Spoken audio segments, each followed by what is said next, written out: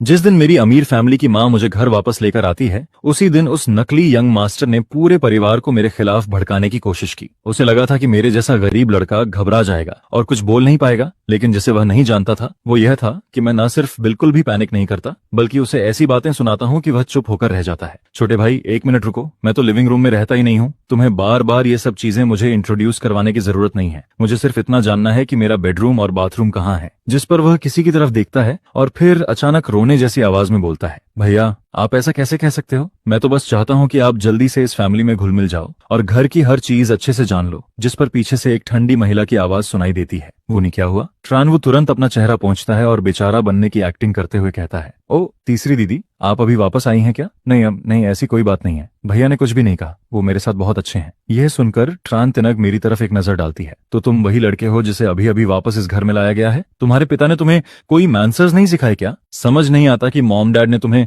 वापस क्यों अपनाया? जिस पर मैं मुस्कुराता हूँ और कहता हूँ, अगर दीदी ऐसा कह रही हैं तो फिर मैं भी वही तरीका इस्तेमाल करता हूँ जिससे ट्रान वो मेरा स्वागत कर रहा है। यह कहकर मैं सीधे ट्रांतिन का हाथ पकड़ लेता हूँ और उसे दूसरी मंजिल के पहले कमरे से इंट्रोड्यूस करवाना शुरू कर देता हूँ। जब तक बाकी लोग समझ पाते तब तक मैं उसे 5 कमरे दिखा चुका होता हूँ। जिस पर ट्रांतिन आखिरकार अपना गुस्सा नहीं रोक पाती और जोर से बोल उठती है, चुप हो जाओ, मेरा और समय बर्बाद मत करो। यह सुनकर मैं अपना हाथ मुट्ठी में बंद करता हूँ, उसे ऐसे पकड़ता हूँ जैसे कोई माइक्रोफोन हो और सीधे उसके मुंह के पास ले जाकर पूछता हूँ, मैडम अभी आपने जो कहा वो आपके दिल की बात थी ना? बाद में पछताओगी तो नहीं? जिस पर ट्रांतिन गुस्से से लाल हो जाती है और सीधे नीचे भाग जाती है। कुछ देर बाद वह मॉम डैड और दूसरी बहन को लेकर वापस ऊपर आती है। सभी के चेहरे बेहद खराब दिख रहे होते हैं। माँ गुस्से में कहती हैं, ग्यांगफाम, तुमने ऐसा क्या किया कि तिन इतनी नाराज हो गई? जिस पर मैं बिना घुमाए फिराए जवाब देता हूँ, मॉम डैड, सिर्फ बातें करने से कुछ साफ नहीं होगा। मैं दूसरी मंजिल के पूरे सीसीटीवी फुटेज निकलवाने की रिक्वेस्ट करता हूँ। यह सुनते ही ट्रान वू का चेहरा सफेद पड़ जाता है, जिस पर वह जल्दी से बोल पड़ता है, मॉम डैड गुस्सा मत होइए, भैया अभी अभी घर लौटे हैं, शायद उनकी फीलिंग्स अभी स्टेबल नहीं है। मैं हंसते हुए कहता हूँ, मजेदार बात है, मुझे तो लगता है मैं बिल्कुल स्टेबल हूँ। अगर अभी कैमरा चेक नहीं हुआ तो मैं इसी वक्त यह घर छोड़ दूंगा और फिर इंटरनेट पर पोस्ट करूंगा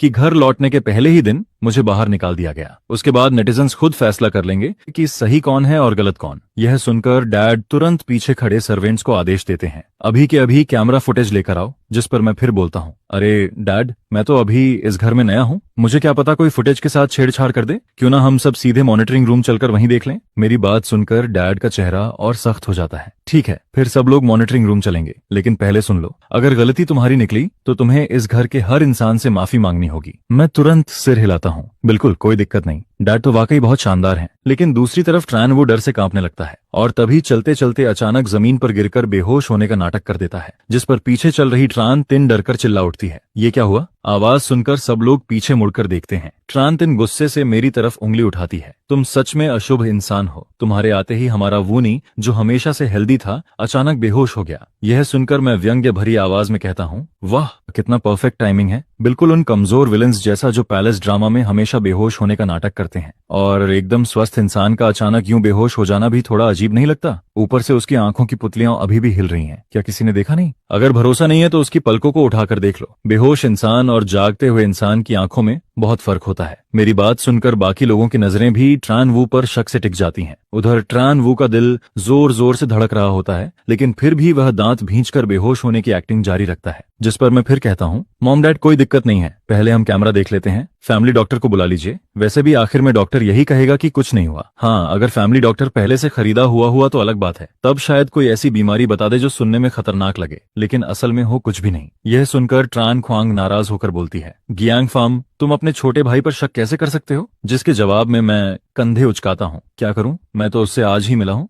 थोड़ा शक होना तो नॉर्मल बात है। वैसे फैमिली डॉक्टर को जल्दी बुलाओ, उसके बाद हमें कैमरा भी देखना है। हालांकि ट्रान खोंग मुझसे बेहद नफरत करती है, फिर भी वह डॉक्टर को कॉल कर देती है। यह देखकर मैं माँ का हाथ पकड़कर बाहर की तरफ खींचता हूँ और कहता हूँ, मॉम चलो ना, मुझे कैमरा रूम दिखाओ। जिस पर माँ मेरा हाथ छुड़ाकर कहती है, ग्यांगफाम छोड़ो, मुझे वूनी का ध्यान रखना है। अब मेरा धैर्य टूटने लगता है। अरे मॉम, आप कोई डॉक्टर तो है नहीं, उसे देखते रहने से क्या फायदा? कैमरा रूम कहाँ है? अगर आप मुझे नहीं ले गई तो मैं घर छोड़कर चला जाऊंगा। मेरी सख्त बात सुनकर ट्रान वू को छोड़कर बाकी पूरा परिवार मॉनिटरिंग रूम की तरफ चल पड़ता है। वहां पहुंचकर डैड भारी आवाज में कहते हैं, पिछले आधे घंटे की दूसरी मंजिल की पूरी रिकॉर्डिंग निकालो। बहुत जल्दी स्क्रीन पर ट्रान वू और मेरी तस्वीर दिखाई देने लगती है। वीडियो में साफ नजर आता है कि ट्रान वू पूरी मेहनत से मुझे एक एक कमरा दिखा रहा होता है, जिस पर ट्रान क्वांग तुरंत ताना मारते हुए बोलती है, देख लिया ना, वूनी पूरी तरह बेगुनाह है। अब तुम्हारे पास कहने के लिए क्या बचा है? जिस पर मैं बिना देर किए तुरंत जवाब देता हूँ, अभी सच्चाई पूरी तरह सामने आई ही नहीं है, इसलिए कमेंट करने की कोई जरूरत नहीं है। उम्मीद है दीदी आप थोड़ी समझदारी दिखाओगी। इसके बाद करीब 20 मिनट और गुजर जाते हैं, लेकिन वीडियो में ट्रान वू अब भी मुझे उन्हीं बेकार कमरों के बारे में बताया जा रहा होता है। यह देखकर सबके चेहरे अजीब होने लगते हैं। फिर वीडियो में मेरी आवाज सुनाई देती है, जहां मैं उसे बीच में रोकता हूं, जिसके बाद ट्रान वो अचानक बेचारा बनने लगता है और ना जाने क्यों रोने जैसी आवाज में बात करना शुरू कर देता है। इसके तुरंत बाद ट्रान तिंग की आवाज सुनाई देती है। फिर सब लोग साफ देखते हैं कि ट्रान एमएस श्याम वो अचानक अपना चेहरा पहुंचता है और फिर मेरी तरफ से सफाई देने लगता है। यह देखकर डैड की आंखें सिकुड़ जाती हैं। आखिर उन्हें भी समझ आने लगता है कि उनका अडॉप्टेड सन उतना सीधा और मासूम नहीं है जितना वह हमेशा दिखता रहा है। और पहले की सारी रिकॉर्डिंग को देखते हुए अब ट्रान वू का अचानक बेहोश होना भी किसी को रियल नहीं लग रहा होता। मॉम भी शायद उसके ड्रामे को समझ चुकी होती हैं। साथ ही उन्हें एहसास हो जाता है कि उन्होंने मुझ पर गलत शक किया था, जिस पर वह मेरी तरफ देखकर कहती हैं, ग्यांगफाम मुझे माफ कर दो, मुझे उस वक्त तुम पर शक नहीं करना चाहिए था। इसके बाद ट्रान तिन्ह हल्के से अपनी नाक छूती है और थोड़ी असहज आवाज में कहती है, वो छोटे भाई सॉरी, मुझसे गलती हो गई। तभी जब सब लोग अपने अपने काम के लिए निकलने ही वाले होते हैं, तभी मॉनिटरिंग रूम का दरवाजा खटखटाया जाता है। एक मेड अंदर आकर कहती है, sir madam second miss, family doctor आ गई हैं। यंग मास्टर वो अभी तक नहीं जागे हैं। थर्ड मिस ने मुझे आप सबको बुलाने के लिए भेजा है। यह सुनकर डैड का चेहरा और भी खराब हो जाता है। अब वह खुद देखना चाहते थे कि उनका अडॉप्टेड सन और कौन सा नया ड्रामा करने वाला है। चलो जाकर देखते हैं। जिस पर सभी लोग जल्दी से ट्रान वू के कमरे की तरफ बढ़ जाते हैं। वहां पहुंचकर मैं फैमिली डॉक्टर को देखता हूँ। वह काफी सुंदर और सौम्य दिख रही होती है, बिल्कुल उन फीमेल सपोर्टिंग कैरेक्टर्स जैसी जो सीईओ रोमांस स्टोरीज में हीरो के पीछे पागल रहती हैं। जिस पर मैं खुद से बड़बड़ाता हूँ, वाह इतनी जवान और खूबसूरत महिला, अगर इसे ट्रान वू पर क्रश हुआ होगा तो यह उसके लिए 100 तरह की अजीब बीमारियां बना सकती है। बीमारी ना हो तब भी बीमारी बता देगी। लेकिन मेरी यह बात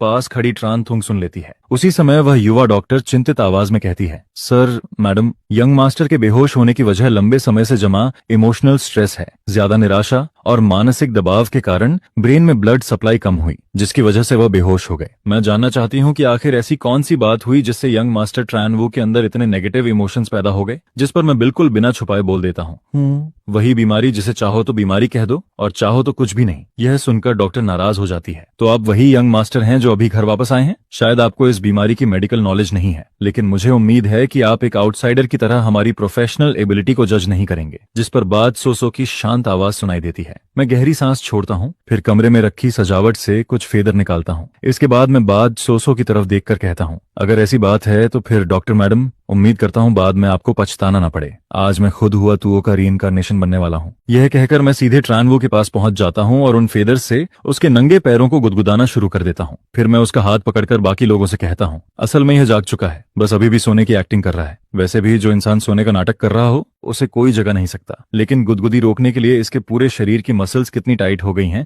यह तो आप लोग भी महसूस कर सकते हो। यह सुनकर मॉम भी उसका हाथ पकड़ती हैं और जैसा मैंने कहा था, उसकी मसल्स सच में पूरी तरह तनी हुई होती हैं। वह बिल्कुल भी किसी बेहोश इंसान जैसा नहीं लग रहा होता। जिस पर डैड का चेहरा काला पड़ जाता है और उनकी आवाज में साफ चेतावनी सुनाई देती है, मुनी अभी भी तुम मेरे अडॉप्टेड सन हो, इसलिए आज की बात मैं भूल सकता हूँ, लेकिन अगर तुमने अब भी सोने का नाटक जारी रखा तो मेरे पास तुम्हें इस घर से निकालने के अलावा कोई रास्ता नहीं बचेगा। कुछ देर तक कमरे में सन्नाटा बना रहता है, लेकिन ट्रान वो फिर भी कोई रिएक्शन नहीं देता। तभी ट्रान तिंग गुस्से में आगे बढ़ती है, मॉम डैड आप लोग कुछ ज्यादा नहीं कर रहे? वह मेरी बात काटने के लिए आगे आती है, लेकिन अचानक उसका पैर फिसल जाता है और वह सीधे ट्रान वो के ऊपर गिर पड़ती है। अगले ही पल ट्रान वो दर्द से जोर से चिल्ला उठता है। यह देखकर मैं तुरंत अपना अंगूठा ऊपर कर देता हूँ। वाह, लगता है थर्ड सिस्टर ही असली हुआ त्यों निकली। यह देखकर बाच सोसो को भी एहसास हो जाता है कि मामला बिगड़ चुका है, जिस पर वह जल्दी से बोलती है, यंग मास्टर जियांग, आप हद से ज्यादा कर रहे हैं। इतनी जोर की टक्कर लगेगी तो कोई भी इंसान दर्द से जाग जाएगा। मैं अपना फोन निकालते हुए कहता हूँ, आपको समझाना सच में बहुत मुश्किल है डैड, मुझे इस डॉक्टर की मेडिकल स्किल पर शक है। मैंने अभी चेक किया है, सबसे नजदीकी ग्रेड ए हॉस्पिटल यहाँ से सिर्फ 2 किलोमीटर दूर है। क्यों ना हम ट्रान वू को वहां ले जाकर फुल बॉडी चेकअप करवा लें। लें? मुझे नहीं लगता कि बार बार झूठ बोलने वाले लोग वहां जाकर भी अपना ड्रामा जारी रख पाएंगे। यह सुनते ही ट्रानवू के दिल की धड़कन तेज हो जाती है, क्योंकि रेगुलर हॉस्पिटल में जाने का मतलब था कि उसकी सारी पोल खुल सकती है, जिस पर वह तुरंत अपनी आंखें खोल देता है। उसकी आंखों में आंसू भर आते हैं। मॉम, डैड, शायद मैं कल रात ठीक से सोया नहीं था, इसलिए बेहोश हो गया। वैसे अभी क्या हुआ? और मेरा पेट इतना दर्द क्यों कर रहा है? यह सुनकर मॉम शांत लेकिन सख्त आवाज में कहती हैं, गियांगफा सही कह रहा है वुनी, हम तुम्हें हॉस्पिटल लेकर जाएंगे। बेहोश होना कोई छोटी बात नहीं होती। मॉम की आवाज नरम जरूर होती है, लेकिन उसमें इनकार की कोई गुंजाइश नहीं होती, जिस पर ट्रानवू फिर फैमिली की चिंता करने का नाटक करता है। नहीं मॉम, मैं बिल्कुल ठीक हूँ, आपको परेशान होने की जरूरत नहीं है। लेकिन तभी मैं अपना फोन हिलाते हुए मुस्कुराता हूँ। वैसे मैंने अभी थोड़ी देर पहले ही एक 120 पर कॉल कर दिया था। टॉप हॉस्पिटल की एम्बुलेंस काफी देर पहले पहुंच चुकी होगी। चलो अब निकलते हैं। यह सुनते ही कुछ ताकतवर मेड्स आगे बढ़ती हैं और ट्रानवू को उठाकर ले जाने लगती हैं, जिस पर ट्रानवू डर के मारे बुरी तरह छटपटाने लगता है। और यह देखकर डैड की आंखें और भी ठंडी हो जाती हैं। डैड एक गहरी नजर से बाज सोसो को देखते हैं, जो इस वक्त साफ तौर पर घबराई हुई दिख रही होती है, जिसके बाद वह बिना कुछ कहे नीचे चले जाते हैं। उधर मेरे पास भी कोई खास काम नहीं होता, इसलिए मैं अपने फॉस्टर फादर के घर एक चक्कर लगाकर अपना कुछ सामान लेने चला जाता हूँ। जब मैं वापस लौटता हूँ और पहली मंजिल के दरवाजे से अंदर कदम रखता हूँ, तभी मुझे अंदर से किसी के रोने की आवाज सुनाई देती है। मॉम, डैड, मैं तो बस इसलिए बहुत खुश हो गया था क्योंकि भाई जियांगफा वापस आ गए हैं। मैंने पहले कभी बेवजह गुस्सा नहीं किया और ना ही कभी यंग मास्टर जैसी आदतें दिखाई हैं। मैं बस उम्मीद करता हूँ कि मॉम डैड मुझे एक और मौका देंगे। मैं जरूर बड़े भाई के साथ अच्छे से रहूंगा। यह सुनकर मॉम थोड़ी नाराज आवाज में कहती हैं, वूनी, मैंने तुम्हें बचपन से अपने सगे बेटे की तरह पाला है। मैंने तुम्हें बहुत पहले ही लोगों के साथ व्यवहार करना सिखा दिया था, लेकिन आज तुमने जो किया वह सच में हद से ज्यादा था। इसके बाद डैड भी धीरे से कहते हैं, वूनी, अब तुम भी बड़े हो चुके हो और अभी जियांगफा भी घर वापस आया है, उसे इस माहौल में ढलने के लिए समय चाहिए। इसके अलावा तुम अभी तक अपने असली पिता से भी नहीं मिले हो, तो क्यों ना कुछ दिनों के लिए जाकर अपने पिता के साथ रहो। यह सुनते ही ट्रानवू का पूरा शरीर लड़खड़ा जाता है। उसकी आंखें तुरंत लाल हो जाती हैं और वह जोर जोर से रोने लगता है। लेकिन मॉम, बचपन से लेकर आज तक हमेशा आप ही मेरे साथ रही हैं। मेरी जिंदगी के हर कदम पर आपकी परछाई रही है। मेरे लिए सबसे करीबी इंसान आप ही हैं। मैं अपने असली पिता से मिलने जरूर जाऊंगा और भविष्य में उनकी देखभाल भी करूंगा, लेकिन मैं यहाँ रहने का ज्यादा आदी हूँ। अगर आप मुझे किसी अजनबी अंकल के साथ रहने भेज देंगी तो मैं शायद कभी कंफर्टेबल महसूस नहीं कर पाऊंगा। उसकी बात खत्म होते ही मैं सीधा अनुवाद करता हूँ। सीधी बात है, यह उस गरीब घर वापस नहीं जाना चाहता। यहाँ कितना आराम है, रोज मौज मस्ती, अच्छा खाना और ढेर सारा पैसा। वहां गया तो इसकी लाइफस्टाइल सीधा नीचे गिर जाएगी। ये सुनकर कमरे का माहौल थोड़ा अजीब हो जाता है, लेकिन मैं बिल्कुल सामान्य अंदाज में कहता हूँ, कोई बात नहीं, इसे यहीं रहने दीजिए। ये सुनते ही ट्रानवू राहत की सांस लेता है। जब वह देखता है कि मॉम डैड अब उसे भेजने की बात नहीं कर रहे हैं, तो उसके चेहरे का तनाव भी कम हो जाता है। हालांकि बाकी लोग कुछ नहीं कहते, लेकिन अब वे भी धीरे धीरे समझदार होने लगे थे। उनके मन में ट्रानवू की सालों से बनाई गई अच्छी इमेज में दरार पड़ना शुरू हो चुकी थी। इसके बाद मैं अपने कमरे में वापस लौट जाता हूँ। मैं अपना नाइट सूट निकालता हूँ और फिर टैबलेट खोलकर वही ब्लडी ड्रामा देखने लगता हूँ जिसे मैं इन दिनों लगातार देख रहा था। लेकिन ज्यादा समय नहीं गुजरता कि दरवाजे पर लगातार नॉक होने लगती है। दरवाजा खोलने पर सामने तान तिन और तान ख्वांग खड़ी दिखाई देती हैं। स्पष्ट था कि दोनों मेरे साथ रिश्ता सुधारना चाहती थीं। छोटे भाई, क्या कर रहे हो? मूवी देख रहे हो क्या? वैसे तीसरी मंजिल पर हमारे घर में एक बड़ा होम थिएटर भी है, अगर चाहो तो हम सब मिलकर वहां देख सकते हैं। यह सुनकर मैं सिर हिला देता हूँ। फिर कुछ स्नैक्स उठाता हूँ और हम तीनों जल्दी से थिएटर रूम की तरफ चले जाते हैं। वहां पहुंचकर ट्रान तिन सारे उपकरण सेट करती है। इसके बाद सर्च बटन दबाकर पूछती है, छोटे भाई कौन सी सीरीज देख रहे हो? मैं सर्च कर देती हूँ। मैं उस ब्लडी ड्रामा का नाम बता देता हूँ। फिर कहता हूँ, हो सकता है आप दोनों इसे बर्दाश्त ना कर पाओ, जिस पर दोनों एक साथ जवाब देती हैं, कोई बात नहीं। इसके बाद हम तीनों सोफा पर बैठ जाते हैं और सामने दीवार जितनी बड़ी स्क्रीन को देखने लगते हैं। लेकिन मुझे हैरानी होती है कि दोनों बहनों को भी इस तरह के ब्लडी ड्रामा में काफी इंटरेस्ट था। जैसे जैसे स्टोरी आगे बढ़ती है, दोनों पूरी तरह उसमें डूब जाती हैं। जब क्लाइमेक्स वाला सीन आता है, तब तानतिन इतनी गुस्सा हो जाती है कि एक मुट्ठी चिप्स उठाकर सीधे मुंह में ठूंस लेती है। ये औरत सच में घटिया निकली। कुछ देर बाद उसकी आवाज फिर सुनाई देती है, अरे चिप्स खत्म हो गई। जिस पर मैं अपने स्नैक्स बैग से स्पाइसी स्टिक्स के कुछ पैकेट्स निकालता हूँ। फिर एक पैकेट उसकी तरफ बढ़ा देता हूँ। ये खाकर देखो। ट्रांतिन ने अपनी पूरी जिंदगी में कभी ऐसी चीज नहीं खाई थी। वह लाल रंग का पैकेट देखकर थोड़ा शक करती है, फिर धीरे धीरे उसे खोलती है। पैकेट के सहारे एक स्टिक बाहर निकालती है और छोटा सा बाइट लेती है। अगले ही पल उसकी आंखें चमक उठती हैं। वाह, कितना स्वादिष्ट है। यह देखकर ट्रान ख्वांग भी उत्सुक हो जाती है। वह भी एक पैकेट खोलती है और खाना शुरू कर देती है। कुछ ही देर में दोनों बहनों के मुंह और हाथ तेल से भर जाते हैं और वे खाते खाते सीरीज भी देखती रहती हैं। उसी समय थिएटर रूम का दरवाजा खुलता है। ट्रान वो अंदर आता है और बनावटी मुस्कान के साथ कहता है, सेकंड सिस्टर, थर्ड सिस्टर, आप लोग क्या देख रही हो? जिस पर ट्रान खुआंग जवाब देती है, एक वेब ड्रामा देख रहे हैं। यह सुनकर ट्रान वू मुस्कुराता है, ऐसी चीजें तो पूरी तरह बेकार होती हैं। सच में आप दोनों को बहुत तकलीफ हो रही होगी। आप लोग सिर्फ भाईजी फर्म का साथ देने के लिए ये सब देख रही हैं ना, सटेरिकली है ना। अगर आप बिजी हैं तो चली जाइए, मैं यहीं रुककर भाई का साथ दे देता हूँ। उसकी बात पूरी भी नहीं होती कि ट्रान तिन झुंझलाकर बोल पड़ती है, अरे बस भी करो, अभी अभी वाला डायलॉग मैं ठीक से सुन भी नहीं पाई। वह इस वक्त सबसे रोमांचक सीन देख रही होती है और बीच में रुकावट आने से बेहद परेशान हो जाती है। कृपया बाहर जाओ और दरवाजा बंद कर दो। बाहर की लाइट स्क्रीन पर पड़ रही है। मैं भी सिर घुमाकर उसकी तरफ देखना तक जरूरी नहीं समझता। यह देखकर ट्रान तिन और जल्दी से कहती है, उनी जल्दी बाहर जाओ ना, सच में बहुत चुभ रही है वो रोशनी। ट्रान वो यह देखकर हैरान रह जाता है कि दोनों बहनें उसकी तरफ देख तक नहीं रही थीं। उनकी नजरें सिर्फ स्क्रीन पर टिकी हुई थीं, जिस पर वह जलन भरी नजर से मुझे घूरता है, फिर नाराज होकर थिएटर रूम से बाहर निकल जाता है और जोर से दरवाजा बंद कर देता है। इसके बाद हम लोग लगातार कई घंटों तक वह ब्लडी ड्रामा देखते रहते हैं। सीरीज खत्म होते होते तान तिन और तान ख्वांग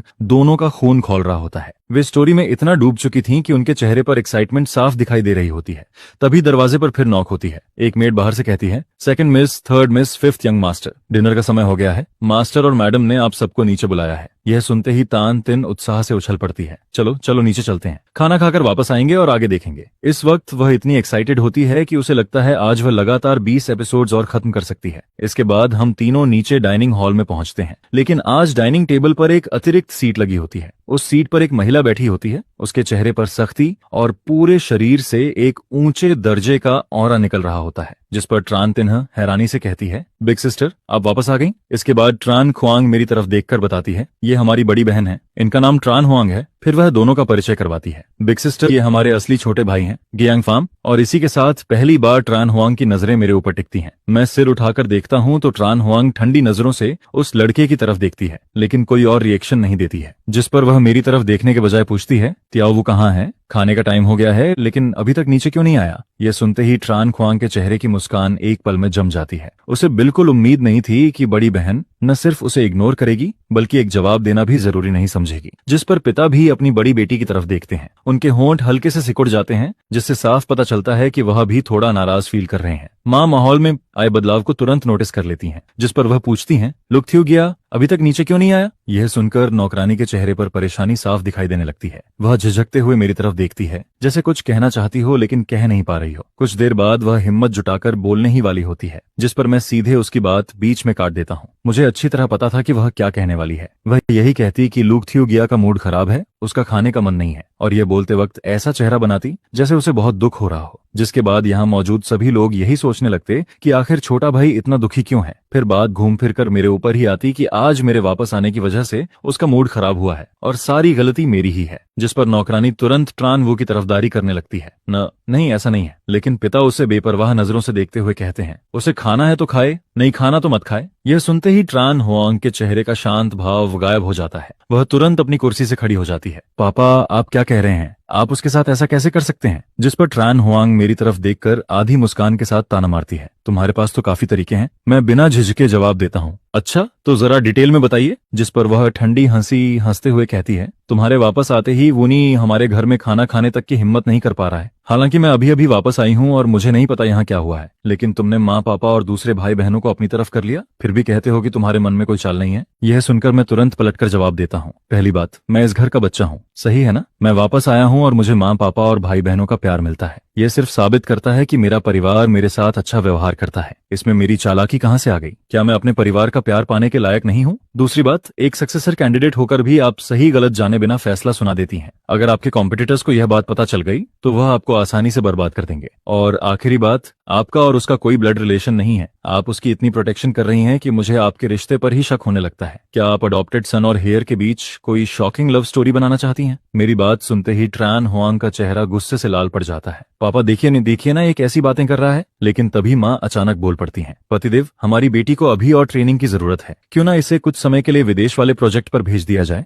जिस पर पिता तुरंत माँ का मतलब समझ जाते हैं और सिर हिलाकर सहमति दे देते हैं। सही कह रही हो, इसे वाकई और एक्सपीरियंस की जरूरत है। यह सुनकर ट्रान हुआंग पूरी तरह हैरान रह जाती है। उसे विश्वास ही नहीं होता कि उसके माता पिता नए लौटे बेटे की वजह से उस पर इतना गुस्सा हो जाएंगे। जिस पर वह तुरंत अपना लहजा बदल देती है, सॉरी छोटे भाई, बिना पूरी बात जाने मुझे तुम्हें डांटना नहीं चाहिए था। माँ पापा मैं अभी अभी बिजनेस ट्रिप से वापस आई हूँ और वह ओवरसीज प्रोजेक्ट कम से कम 3 साल तक चलेगा। मैं आप दोनों के साथ रहना चाहती हूँ। इतनी देर तक दूर नहीं रहना चाहती, लेकिन माँ इस बार असामान्य रूप से सख्त दिखाई देती हैं। वह उसका हाथ पकड़कर कहती हैं, हुआंग, माँ की बात मान लो, मैं सिर्फ तुम्हें बेहतर बनाना चाहती हूँ, और अगर तुम्हें हमारी याद आएगी तो हम अक्सर विदेश आकर तुमसे मिलेंगे। जिस पर त्रानतिन माहौल को हल्का करने की कोशिश करती है। चलो अब खाना खाते हैं। अगर बड़ी बहन ने सच में वह प्रोजेक्ट ले लिया तो आगे हम सबका उससे मिलना काफी कम हो जाएगा। लेकिन ट्रान हुआंग अभी भी हार मानने को तैयार नहीं होती। वह कहती है, वो यहाँ नहीं है, फिर इसे पूरा परिवार कैसे कह सकते हैं? यह सुनते ही पिता जोर से मेज पर हाथ मारते हैं। वह गुस्से में उंगली दिखाते हुए कहते हैं, बहुत हो गया, क्या तू मुझे गुस्से से मारकर ही मानेगी? जिस पर ट्रान हुआंग भी भड़क जाती है, तो फिर मैं भी खाना नहीं खाऊंगी। इतना कहकर वह जल्दी से ऊपर की तरफ चली जाती है। इसके बाद ट्रांतिन को लगता है कि बड़ी बहन के व्यवहार की वजह से शायद मैं दुखी हो गया हूँ।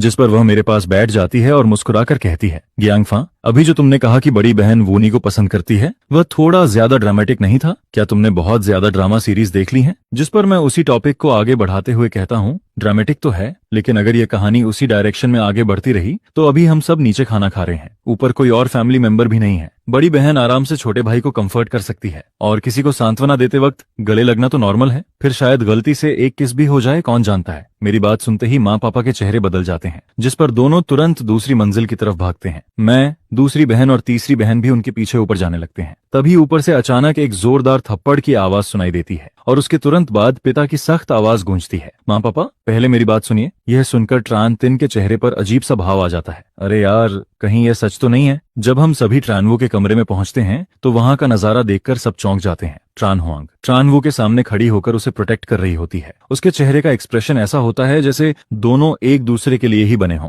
जिस पर वह पूरी मजबूती से कहती है, माँ पापा, यह बात आप दोनों ने खुद कही थी, वूनी और मेरा कोई ब्लड रिलेशन नहीं है, तो अगर मैं उसे पसंद करती हूँ, इसमें आखिर गलत क्या है? यह सुनते ही मैं तुरंत बोल पड़ा हूँ, मुद्दा तो बहुत बड़ा है, आखिर अपने ही साथ बड़े हुए छोटे भाई को पसंद कर लेना कोई छोटी बात थोड़ी है। जिस पर मैं ताना मारते हुए आगे कहता हूँ, दीदी, आप तो काफी अजीब निकली, कहीं आपका कोई बहुत ही वियर्ड टेस्ट तो नहीं है, या फिर शायद इतने सालों तक दबाकर रखने की वजह से मामला यहाँ तक पहुंच गया है। यह सुनकर ट्रान हुआंग का राज अचानक सबके सामने खुल जाता है, लेकिन हैरानी की बात यह थी कि शर्मिंदा होने के बजाय उसके दिल में एक अजीब सी राहत और खुशी पैदा होने लगती है। जिस पर वह मेरी तरफ देखकर कहती है, तुम क्या जानो, बचपन से ही मैं हमेशा वूनी की प्रोटेक्शन करती आई हूँ। न जाने कितनी बार मैंने यह सोचा है कि काश हमारा ब्लड रिलेशन ही न होता। इतने सालों तक मैं खुद को रोकती रही हूँ। जिस पर मैं तुरंत जवाब देता हूँ, अच्छा, तो खुद को इतना मुश्किल से कंट्रोल करने के बाद आपने कभी साइकोलॉजिस्ट को दिखाने के बारे में नहीं सोचा? और वैसे भी आप उससे कई साल बड़ी है ना, खड़े हैं ना, इसका मतलब आपकी पढ़ाई और करियर दोनों उससे काफी आगे हैं। फिर भी आपके पास इतना फ्री टाइम है कि आप अपने ही छोटे भाई के साथ रोमांस के बारे में सोच रही हैं। मेरी बात सुनकर ट्रान हुआंग का चेहरा और ज्यादा दर्द से भर जाता है। जिस पर वह माँ पापा की तरफ देखकर कहती है,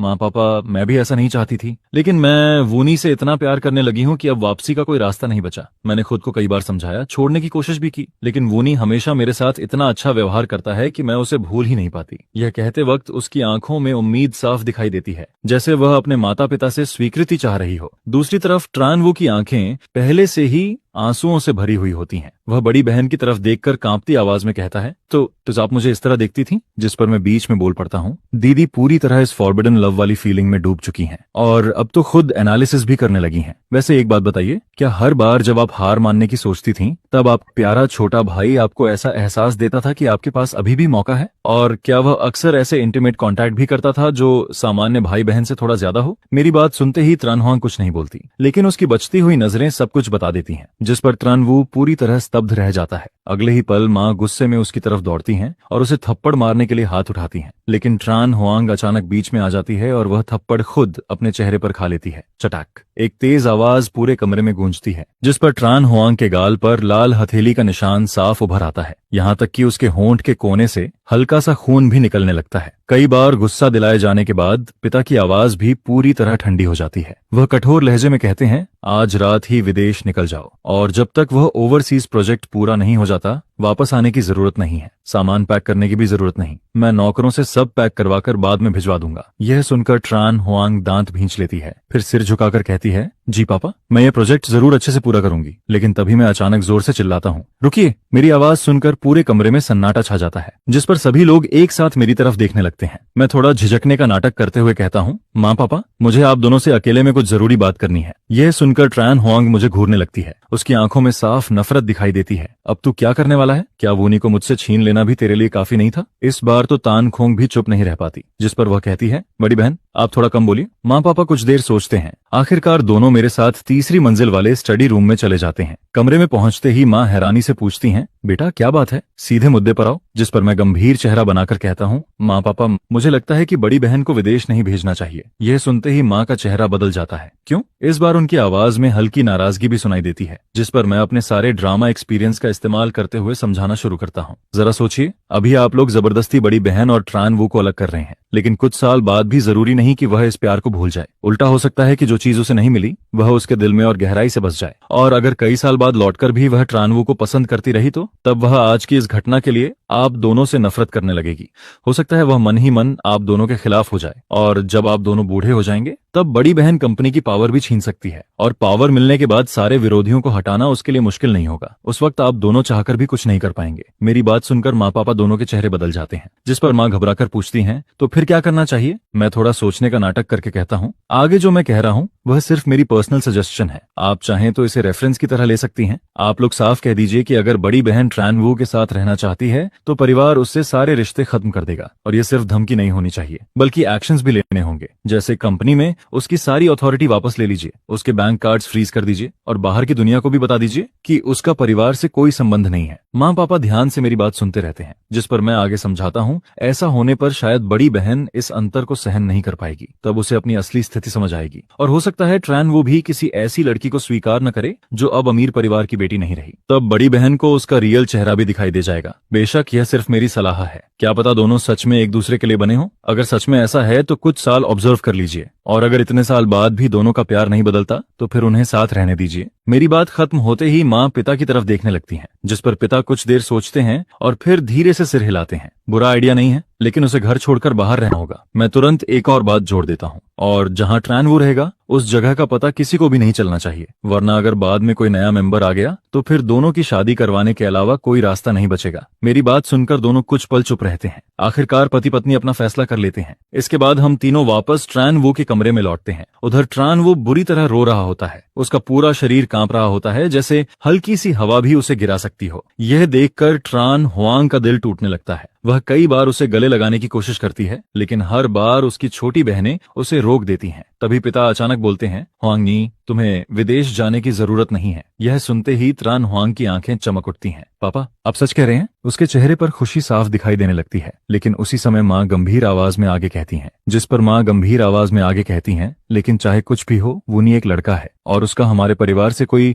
ब्लड रिलेशन भी नहीं है। हमारे घर में इतनी बेटियां हैं, इसलिए उसका यहाँ रहना अब ठीक नहीं है। इसलिए मैंने फैसला किया है कि वह बाहर जाकर रहेगा। ये सुनते ही ट्रान वो पूरी तरह सन्न रह जाता है। उसे सपने में भी उम्मीद नहीं थी कि ट्रान परिवार का असली बेटा वापस आते ही सबसे पहले उसी को घर से बाहर भेज दिया जाएगा, जिस पर उसका पूरा शरीर ऐसे हो जाता है जैसे उसकी आत्मा ही निकल गई हो। अगले ही पल वह आंखें बंद करता है और धड़ाम से जमीन पर गिर जाता है। उसके गिरने की आवाज सुनते ही ट्रान हुआंग घबराकर उसकी तरफ दौड़ती है, लेकिन पिता उसे एक तरफ धकेल देते हैं। फिर बेहद सख्त लहजे में आदेश देते हैं, कोई है? वूनी को नीचे ले जाओ, मैं खुद उसे उसके नए घर छोड़कर आऊंगा। असल में ट्रान वो बेहोश नहीं हुआ होता है, वह सिर्फ बेहोशी का नाटक कर रहा होता है, जिस पर वह आंखें बंद किए हुए मन ही मन बड़बड़ाता है, माँ पापा मैं आप दोनों से प्यार करता हूँ। उसकी यह बात सुनकर मुझे इतनी शर्म आती है कि मेरा मन करता है वहीं जमीन में गड़ जाऊं। हे भगवान, यह कैसा इंसान है? अभी अभी नकली बेहोश हुआ है और तुरंत सपने में बड़बड़ाना भी शुरू कर दिया। यह तो हद से ज्यादा बेवकूफी वाली बात है। जिस पर माँ भी ट्रान वू को सिर से पैर तक देखती हैं। आखिर में उनके मुंह से सिर्फ एक भारी सांस निकलती है। कुछ देर बाद जब ट्रान वू को लगता है कि उसे कार की पिछली सीट पर लिटा दिया गया है, तो वह धीरे से आंखें खोल देता है, लेकिन उसे बिल्कुल उम्मीद नहीं थी कि माँ भी उसे छोड़ने साथ आएंगी। उसी वक्त माँ पीछे मुड़कर उसकी तरफ देखती हैं और संयोग से दोनों की नजरें आपस में मिल जाती हैं, जिस पर ट्रान वू तुरंत दोबारा आंखें बंद करना चाहता है, लेकिन उससे पहले माँ पूछ बैठती हैं, वूनी क्या तुम हुआंगनी को पसंद करते हो? यह कहते हुए माँ चुपचाप अपनी जेब में रखे फोन का रिकॉर्डिंग बटन भी ऑन कर देती हैं, जिस पर ट्रान वो आंखें लाल करते हुए सोचने का नाटक करता है। फिर कहता है, माँ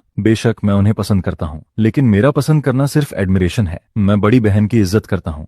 ये वैसा प्यार है जैसा फैमिली मेंबर्स के बीच होता है। मेरे मन में उनके लिए कोई रोमांटिक फीलिंग नहीं है। यह सुनकर माँ जैसे राहत की सांस लेती हैं। फिर वह पूछती हैं, तो दूसरी बहन और तीसरी बहन के लिए भी तुम्हारी फीलिंग यही है? ट्रानवू को लगता है कि उसने सही जवाब पकड़ लिया है, जिस पर वह जल्दी से सिर हिलाकर कहता है, जी माँ, मेरी तीनों बहनें मुझे बहुत पसंद हैं। उनमें कोई पहले या बाद में नहीं है। तीनों बराबर हैं और पहले नंबर पर हमेशा आप और पापा हैं। उसकी बात सुनकर माँ का दिल थोड़ा भर आता है। फिर वह धीरे से कहती हैं, वूनी, माँ भी तुमसे प्यार करती है, लेकिन तुमने अपनी बड़ी बहन का व्यवहार भी देख लिया है, इसलिए तुम्हारा बाहर रहना जरूरी है। तुम चिंता मत करो, जब तक तुम कोई गलत काम नहीं करते और जियांग फा के साथ अच्छे से रहते हो तब तक तुम हमारे परिवार के लूक थिया गिया ही रहोगे। माँ की बात सुनकर ट्रान वो आखिर राहत की सांस लेता है। साथ ही मन सोचने लगता है कि भविष्य में वह कैसे मुझे परिवार से निकलवाएगा, कैसे मुझे सबकी नजरों में गिराएगा। लेकिन वह बिल्कुल नोटिस नहीं कर पाता कि माँ पूरे समय उसके चेहरे के भाव देख रही होती हैं, जिस पर माँ के दिल में गहरी निराशा पैदा होने लगती है। उन्होंने जो कार्ड उसे देने का सोचा था, अब वह फैसला भी बदल देती हैं। करीब 1 घंटे से ज्यादा सफर के बाद कार एक लग्जरी अपार्टमेंट कॉम्प्लेक्स के सामने रुकती है। लेकिन जैसे ही ट्रान वो देखता है कि यह कोई विला नहीं बल्कि अपार्टमेंट है, उसका चेहरा तुरंत उतर जाता है। उसी समय एक महिला मैनेजर आगे बढ़कर कार का दरवाजा खोलती है। नमस्ते मैडम। नमस्ते लुक थियोग्या, मैं उस फ्लोर की मैनेजर हूँ जहाँ आप रहेंगे। मेरा सरनेम हाँ है, अगर कभी कोई जरूरत हो तो आप सीधे मुझे कॉल कर सकते हैं। ये मेरा बिजनेस कार्ड है। लेकिन ट्रान वू वह कार्ड लेने के बजाय सीधे माँ से लिपट जाता है और जोर जोर से रोने लगता है। माँ, मैं अकेला नहीं रहना चाहता, मुझे आप सबकी बहुत याद आएगी। जिस पर मैनेजर हाँ मुस्कुराते हुए कहती हैं, लुक थियोग्या, हमारा यह एरिया बहुत सुरक्षित है। अगर आपको अकेलापन महसूस हो तो आप अपने नेबर्स से